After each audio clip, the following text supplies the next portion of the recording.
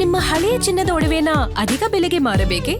ಆಟಿಕಾಗೆ ಕಾಲ್ ಮಾಡಿ 8880 Attica gold company.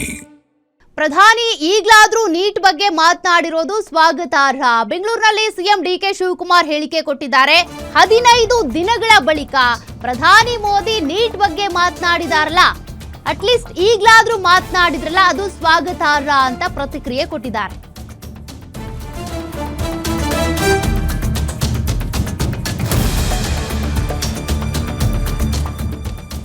ದೇಶದ ಭವಿಷ್ಯದ ಬಗ್ಗೆ ಎಲ್ಲರೂ ಒಂದಾಗಿ ಕೆಲಸ ಮಾಡಬೇಕು. ಮಕ್ಕಳು ಮತ್ತು ಯುವಕರ ಭವಿಷ್ಯದ ವಿಷಯದಲ್ಲಿ ಕೆಲಸ ಮಾಡಬೇಕಾಗುತ್ತೆ. ಈ ವಿಚಾರದಲ್ಲಿ ದೇಶದ ಗಮನ ಸೆಳೆದಿರೋದು ಒಳ್ಳೆ ಬೆಳವಣಿಗೆ ಅಂತ ಡಿಕೆ ಶಿವಕುಮಾರ್ ಅವರು ಹೇಳಿಕೆ ಕೊಟ್ಟಿದ್ದಾರೆ. ಅಟ್ಲೀಸ್ಟ್ ಪ್ರಧಾನಿ ಮೋದಿ ಈಗಲಾದ್ರೂ ನೀಟ್ ಬಗ್ಗೆ ಮಾತನಾಡಿದ್ರಲ್ಲ, ಅದು ಸ್ವಾಗತಾರ್ಹ. ಅದರ ಜೊತೆಗೆ ಏನೇ ಸಮಸ್ಯೆಗಳು ಬಂದಾಗಲೂ ಕೂಡ ಎಲ್ಲರೂ ಒಗ್ಗಟ್ಟಾಗಬೇಕು.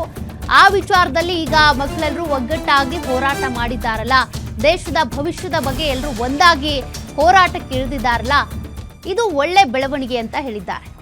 I am very happy at least he has opened after 15 months, 15 days or 1 month he has opened up. I think that is important.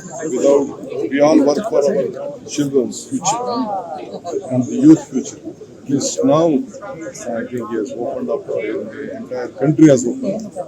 Thanks for this.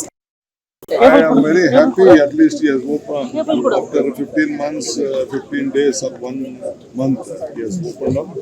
I think that is important.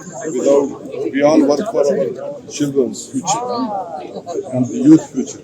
At least now I think he has opened up, the entire country has opened up. Thanks for this. I am very happy at least he has opened after 15 months, 15 days or 1